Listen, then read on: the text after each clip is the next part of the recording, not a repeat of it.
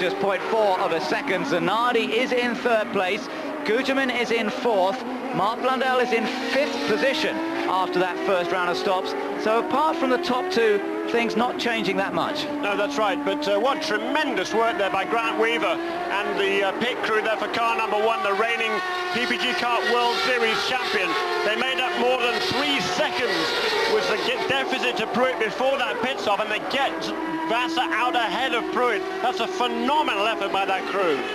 Must have shown that Jimmy Vassar did a very quick lap when he was up in front as well, when Pruitt and Zanardi came in. Obviously Jimmy put everything out, hung everything out to do a quick lap time, and that probably gained him a little bit, and also a great stop from the crew and a good outlap, and he managed to just stay in front of Scott Pruitt. So great work there from Jimmy Vassar, still chasing his first win of the 1997 season, and he'd love to take it here. This is home territory really for the Californian on the Laguna Seca Raceway, and at the moment he's just got the edge over Scott Pruitt in second position. Alex Zanardi you can see in third, then you can see Maurizio Guterman in fourth, and Mark Blundell in fifth place. Yeah, and they all seem to be closing up a little bit too, so we've got quite a race on our hands coming up here. Zanardi seems to have suffered no ill effects from that earlier bump with Bryan Herta, and he's running pretty strongly there in third place.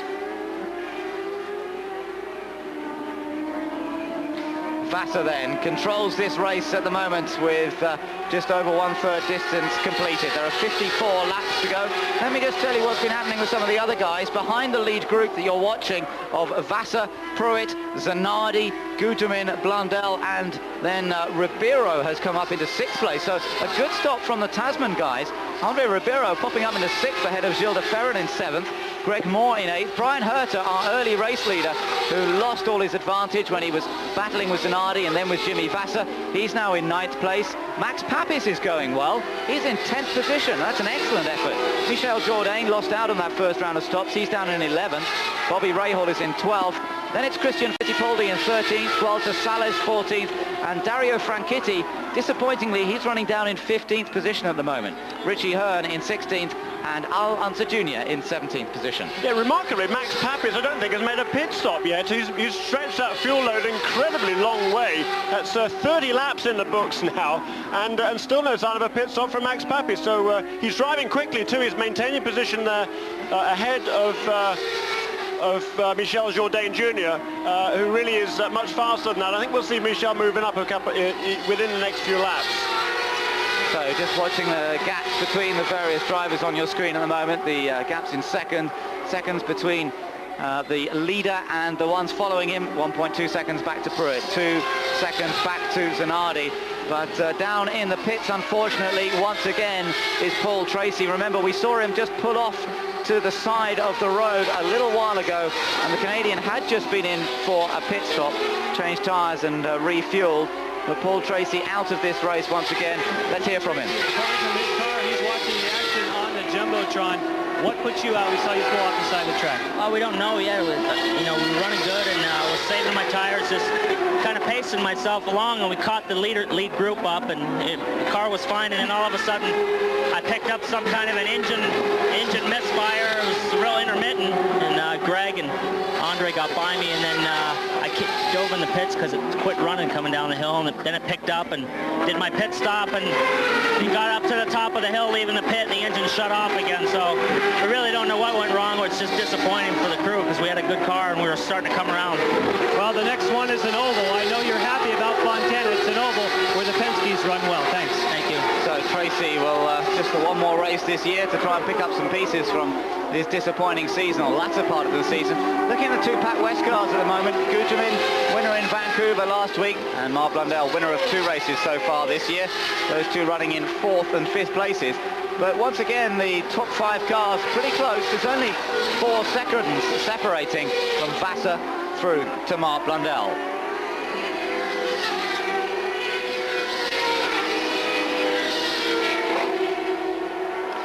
Two leaders. We're watching from the helicopter overhead, when in fact we're watching second and third at the moment. Jimmy Vassar just a little stretched the lead at the moment. Last time round it was 1.5 seconds. Let's just see, as he crosses the line this time, he's definitely opened it up a bit more. It's now 2.2 seconds. So Pruitt there in second place, and then Zanardi just driving a controlled race, I would say, in third. There is the man who moved up probably most of all in that first round of pit stops, Andre Ribeiro, driving in the Tasman Motorsports Reynard Honda, and he's just going past one of the slower cars, Dennis Vitolo.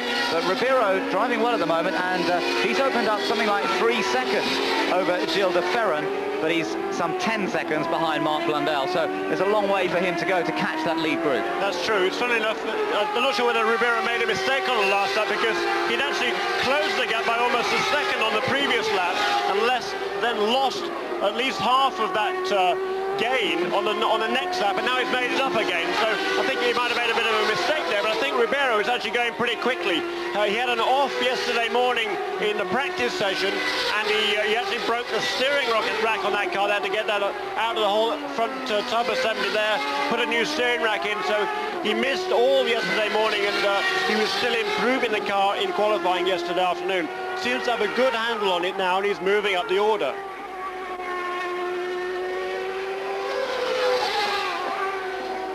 So Andre Ribeiro there in 6th position, chasing after our lead group, which is still being led by Jimmy Vasser after 33 laps have been completed. And Vasser with a 2.0 second lead now over Scott Pruitt. It's almost exactly another second back to Alex Zanardi, then Guterman and Blundell. Now, remember, we talked about this race being fairly tight on fuel, so this mid part of the race we may well see positions stay fairly constant as people worry about their fuel consumption, not pushing too hard, running the engines on a fairly lean fuel setting. They may not be pushing that hard in this middle stint. We may then see them begin to fire things up later on in the race. Yeah, I'm sure you're right there, Ben. And what's interesting is that Jimmy Vasser and Gilles de Ferran were able to go 1 lap farther than everybody else. So they've got a little bit of more of a margin on their fuel than have most of the rest of the field. And so that's going to be interesting to see how that plays out over the next 15-20 laps. If you can still do 1 extra lap each stint, that gives you another couple of gallons to play with at the end of this race, and that's very good news indeed.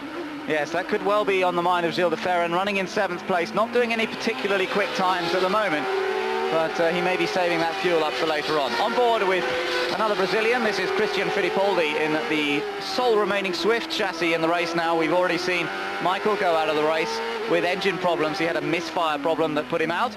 And Christian's involved in quite a big group of cars here. We've got Bobby Rahal, and there you can see Herta actually running at the head of this group. He's in 9th position. And Bryan Herta, our early race leader, but those Goodyear tyres, they were so good in qualifying yesterday, but once again we've been shown that the Firestone tyre is the more consistent tyre when you get into the race, and Bryan was just struggling to stay at the head of that group up front. Yeah, and he is now under pressure there from Michel Jourdain Jr. That is a battle for 9th position now, and frustration really for both of these guys, because Michel lost a lot of time in his pit stop, and Herta lost a lot of time, well, basically off the road. So, you know, it's a shame. Herta thought yesterday he was in pretty good shape. He was able to set a 1:08.9 on a set of tyres that had more than a full fuel stint on them. It had about 32 or 3 laps on those tyres. He thought he was in fairly good shape, but that's not the way it's turned out, Ben. It's never quite the same running in practice where they're only doing a few laps at a time. So getting into the race when they're doing a stint of 27 laps or so, and the tyres getting much more of a hammering. And Firestone definitely have the advantage at the moment. They've had something like 9 victories in a row since the mid-season, when the ovals did seem to suit the Goodyear tyres. And remember, Paul Tracy on Goodyear tyres really had a fantastic patch when he won 3 races in a row on the oval tracks. But these tracks are just suiting the Firestone that much better. So there is Herta. His advantage pretty small over Michel Jourdain. Max Papp is still running in 11th position.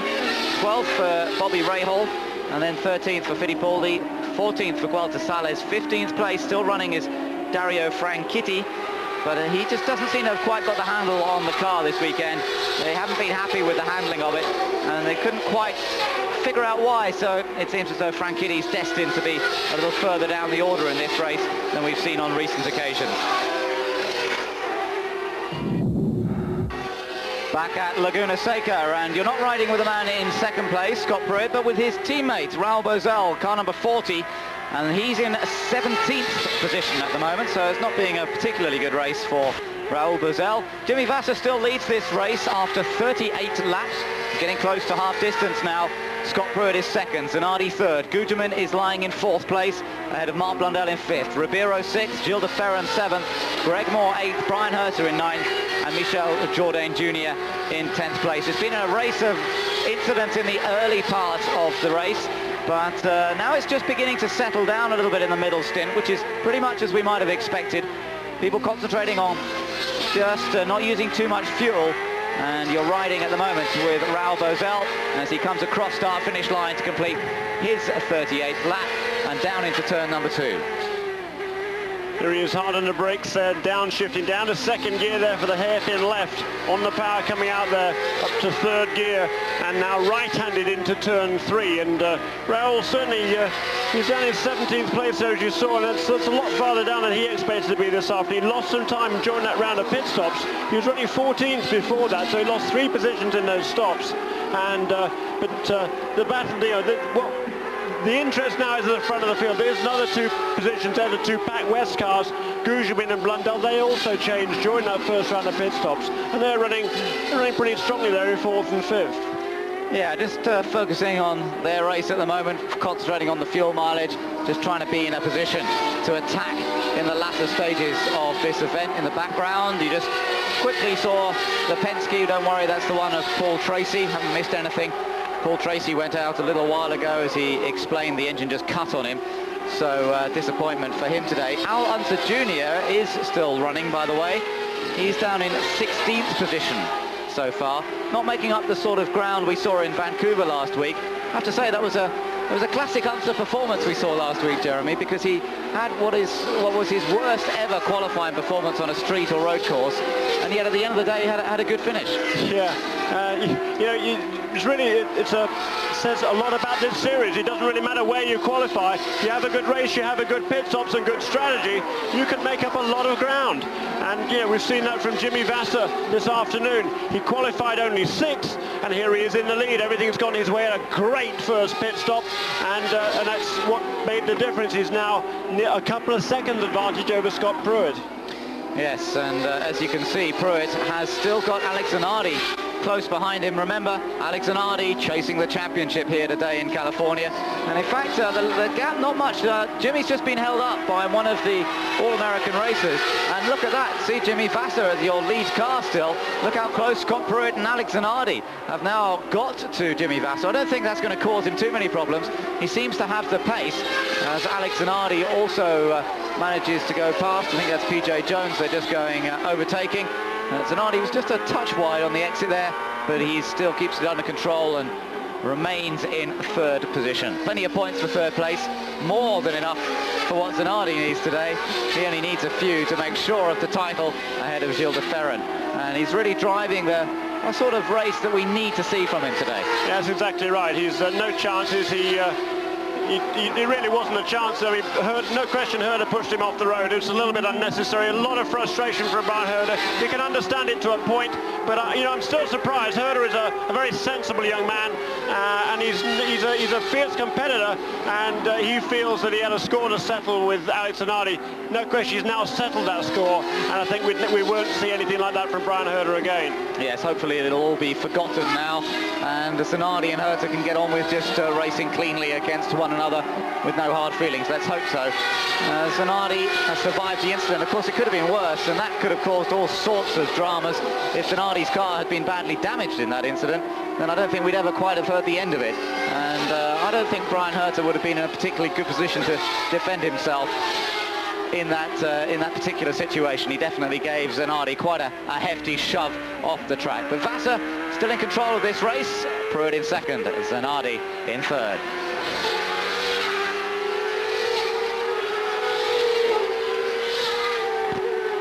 On-board camera now from Bobby Rahal for a moment, but We switch to a view of Richie Hearn, who's in the pits. He's been sitting there for a few moments, hasn't he, Jeremy? Yeah, he came in, he's been in there for a good 30 seconds or so. It's certainly a very long stop by the Della Penna crew, and you can see there that he's climbing, comes the steering wheel.